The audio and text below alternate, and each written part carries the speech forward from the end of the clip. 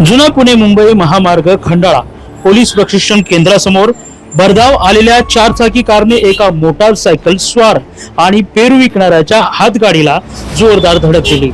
या अपघातात पेरू विक्रेता वाचला असून त्या ठिकाणी मोटारसायकल स्वार याचा मृत्यू झाला आहे। आज या महामार्गावर दुसरा अपघात असून आज सकाळी कामशेत हद्दीत देखील एक अपघात झाला होता, त्यातही बाईक स्वाराचा मृत्यू झाला होता।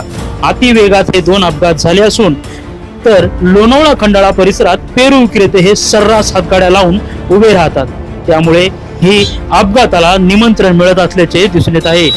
अशाच बातम्यांसाठी MPN मराठीला लाईक शेअर सबस्क्राईब करायला विसरू नका। धन्यवाद।